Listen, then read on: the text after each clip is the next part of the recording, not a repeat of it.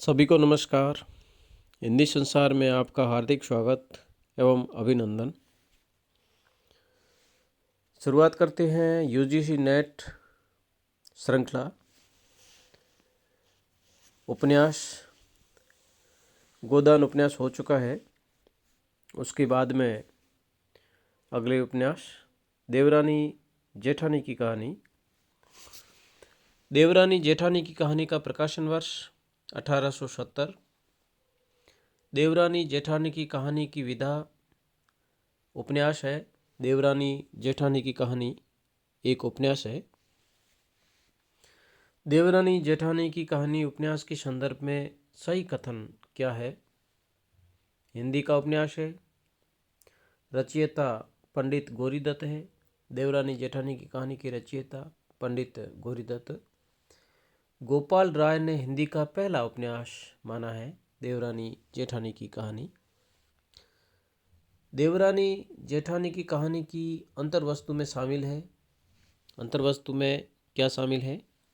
बाल विवाह, विवाह में फिजूल खर्ची, स्त्रियों में आभूषण प्रियता, इनके मुख्य लक्षण हैं।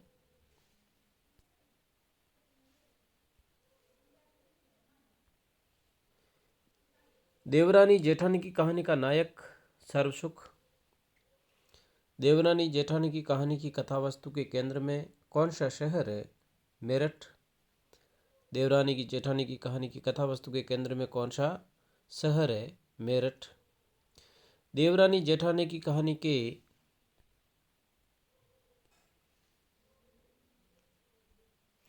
संदर्भ में सही कथन। छपाई लिथो पद्धति से। कहानी का उद्देश्य स्त्रियों को गृहस्थ धर्म की शिक्षा देना। देवरानी जेठानी की कहानी का उद्देश्य स्त्रियों को गृहस्थ धर्म की शिक्षा देना। सर्वसुख के माता पिता की मृत्यु हैजे से हुई। देवरानी आनंदी और जेठानी ज्ञानो है। जेठानी का नाम ज्ञानो, देवरानी का नाम आनंदी। अपनी भाषा में नई चाल की पुस्तक है। यह कथन किस उपन्यास का है? परीक्षा गुरु। अगले प्रश्न परीक्षा गुरु से है। अपनी भाषा में नई चाल की पुस्तक है। यह कथन किस उपन्यास का है? परीक्षा गुरु। परीक्षा गुरु उपन्यास कब प्रकाशित हुआ? 1882। तकनीक की नवीनता की दृष्टि से निश्चय ही हिंदी का प्रथम अंग्रेजी ढंग का मौलिक उपन्यास है परीक्षा गुरु। शुक्ल के अनुसार तकनीक की नवीनता की दृष्टि से निश्चय ही हिंदी का प्रथम अंग्रेजी ढंग का मौलिक उपन्यास है परीक्षा गुरु। जीवन की अनेक कठिनाइयों को झेलने के बाद किसके प्रयत्न से लाला मदन मोहन सही रास्ते पर आते हैं? ब्रज किशोर के प्रयत्न से। जीवन की अनेक कठिनाइयों को झेलने के बाद किसके प्रयत्न से लाला मदन मोहन सही रास्ते पर आते हैं? ब्रज किशोर के प्रयत्न से। परीक्षा गुरु कितने प्रकरणों में बंटा है? 41 प्रकरणों में। परीक्षा गुरु कितने प्रकरणों में बंटा है? 41। अज्ञेय रचित उपन्यासों की संख्या 4। अज्ञेय द्वारा रचित उपन्यासों की संख्या 4।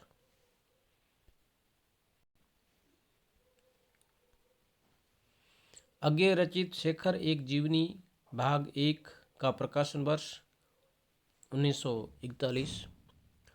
अज्ञेय ने शेखर एक जीवनी के पहले भाग का नाम क्या दिया? उत्थान।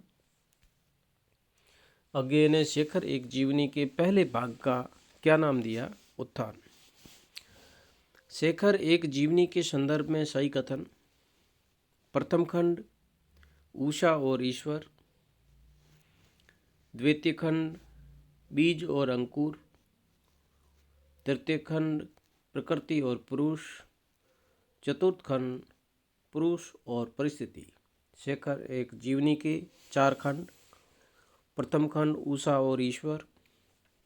द्वितीय खंड बीज और अंकुर, तृतीय खंड प्रकृति और पुरुष, चतुर्थ खंड पुरुष और परिस्थिति।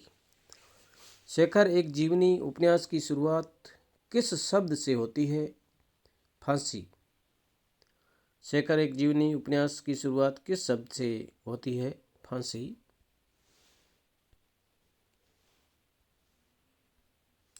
किस उपन्यास को प्रकाशमान पूंछल तारा कहकर पुकारा जाता है? किस उपन्यास को प्रकाशमान पुंछल तारा कहकर पुकारा गया? शेखर एक जीवनी। घनीभूत वेदना की केवल एक रात में देखे हुए विजन को शब्दबद्ध करने का प्रयत्न किया है। किसका कथन है? अगे। घनीभूत वेदना की केवल एक रात में देखे हुए विजन को शब्दबद्ध करने का प्रयत्न किसका कथन है? अगे।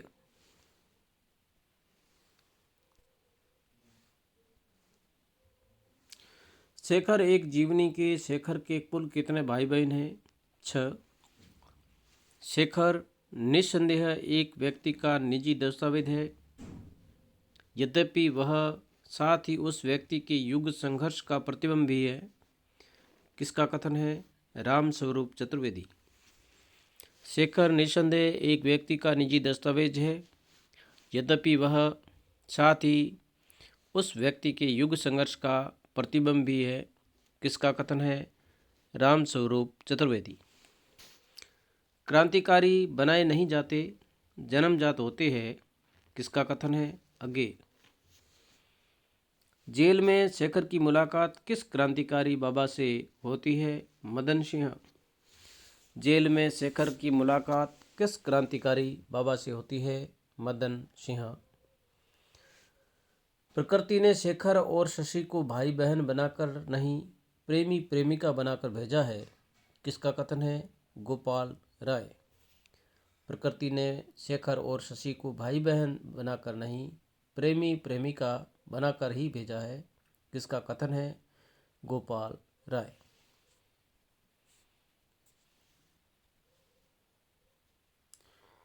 मूर्ति का निर्माण हो सकता है, मृतिका का नहीं।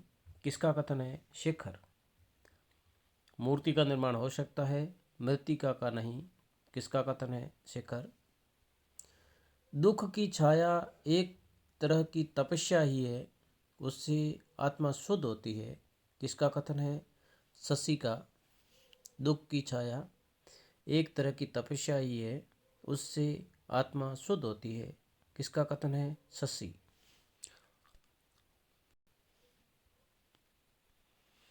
शेखर एक जीवनी के संदर्भ में सही कथन। यह मनोविश्लेषण पर आधारित है। यह फ्लैशबैक शैली में लिखित है।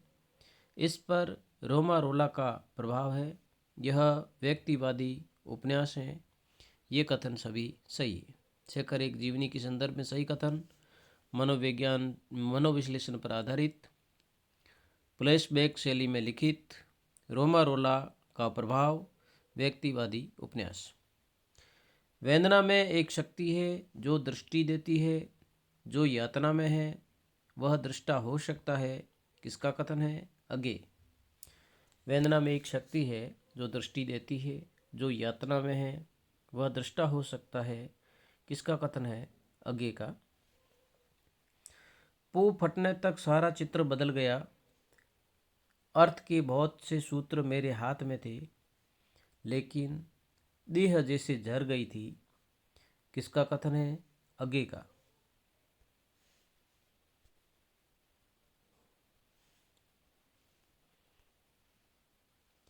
मैं मानता हूँ कि फलसफा भी अंततः दृष्टि है, विजन है, और अपनी धारणा की पुष्टि के लिए फलसफे के हिंदी नाम की शरण लेता हूँ, दर्शन। किसका कथन है? अगे का।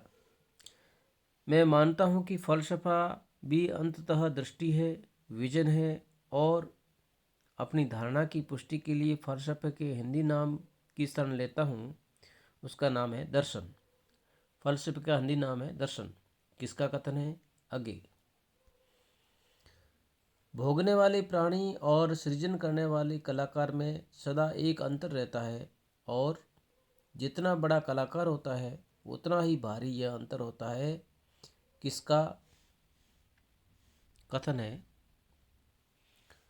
भोगने वाले प्राणी और सृजन करने वाले कलाकार में सदा एक अंतर रहता है और जितना बड़ा कलाकार होता है उतना ही भारी यह अंतर होता है। किसका कथन है? अगे का। यह कथन अगे का है। यह कथन अगे का है। अब है बाण भट्ट की आत्मकथा उपन्यास, आचार्य हजारी प्रसाद द्विवेदी। बाण भट्ट की आत्मकथा उपन्यास के लेखक आचार्य हजारी प्रसाद द्विवेदी। आचार्य हजारी प्रसाद द्विवेदी ने कितने उपन्यासों की रचना की? 4। बाण भट्ट की आत्मकथा 1946, चारु चंद्रलेख 1963, पुनर्विवाह 1973, अनामदास का पोथा 1976। 4 उपन्यास है। आचार्य हजारी प्रसाद द्विवेदी ने इनकी रचना की है। बाण भट्ट की आत्मकथा, चारु चंद्रलेख, पुनर्विवाह, अनामदास का पोथा। प्रेम का उदात्तीकरण और हर्षकालीन सामाजिक, राजनीतिक एवं सांस्कृतिक स्थिति का चित्रण हजारी प्रसाद द्विवेदी के किस उपन्यास में मिलता है? बाण भट्ट की आत्मकथा। प्रेम का उदात्तीकरण और हर्षकालीन सामाजिक, राजनीतिक एवं सांस्कृतिक स्थिति का चित्रण हजारी प्रसाद द्विवेदी के किस उपन्यास में मिलता है? बाण भट्ट की आत्मकथा।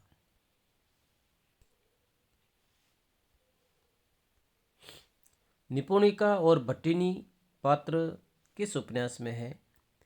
निपुणिका और भट्टिनी पात्र किस उपन्यास में है? बाण भट्ट की आत्मकथा। नारी जीवन को गरिमा प्रदान करने वाला उपन्यास कौन सा है? बाण भट्ट की आत्मकथा।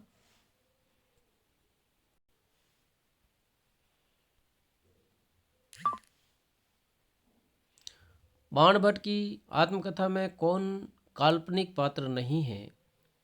बाण भट्ट की आत्मकथा में कौन काल्पनिक पात्र नहीं है? राजश्री।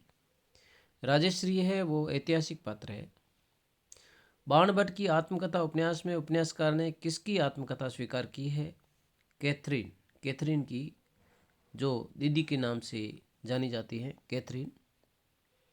बाण भट्ट की आत्मकथा उपन्यास में उपन्यासकार ने किसकी आत्मकथा स्वीकार की है? कैथरीन, दीदी की। बाण भट्ट की आत्मकथा उपन्यास की नायिका निपुणिका। सुमेलित करो। बाण भट्ट की आत्मकथा में बाण भट्ट दक्ष है, भट्टिनी चंद्रदीति, न्यूनिया निपुणिका, हजारी प्रसाद द्विवेदी वैद्यनाथ। बाण भट्ट दक्ष, भट्टिनी चंद्रदीति, न्यूनिया निपुणिका, हजारी प्रसाद द्विवेदी वैद्यनाथ। नारी सौंदर्य पूज्य है, वह देव प्रतिमा है, किसका कथन है? बाण भट्ट का। बाण भट्ट की आत्मकथा उपन्यास में नारी सौंदर्य पूज्य है, वह देव प्रतिमा है, किसका कथन है? बाण भट्ट।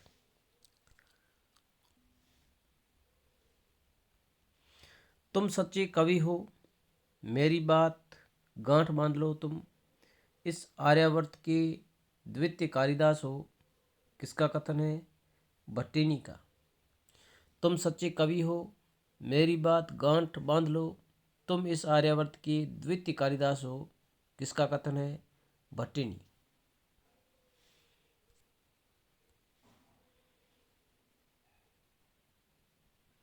मैं अपने को हाड़ मास की गठरी से अधिक समझने लगी, तुमने मुझे मुक्ति दी है, भट्ट, किसका कथन है? मैं अपने को हाड़ मास की गठरी से अधिक समझने लगी, तुमने मुझे मुक्ति दी है, भट्ट, किसका कथन है?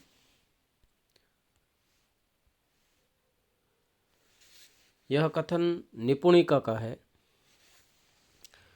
प्रेम एक और अविभाज्य है, उसे केवल ईर्ष्या और असूया ही विभाजित करके छोटा कर देते हैं, किसका कथन है? निपुणिका। प्रेम एक और अविभाज्य है, उसे केवल ईर्ष्या और असूया ही विभाजित करके छोटा कर देते हैं। किसका कथन है? निपुणी का। भट्ट, तुम मेरे गुरु हो, तुमने मुझे स्त्री धर्म सिखाया है। किसका कथन है? निपुणी का। बाणभट्ट की आत्मकथा आधुनिक भारत का राष्ट्रीय रूपक नहीं है तो और क्या है? किसका कथन है? नामवर सिंह। बाणभट्ट की आत्मकथा आधुनिक भारत का राष्ट्रीय रूपक नहीं है तो और क्या है? किसका कथन है? नामवर सिंह। धन्यवाद साथियों। अग्रिम प्रश्न मेला आंचल उपन्यास से शुरू होंगे।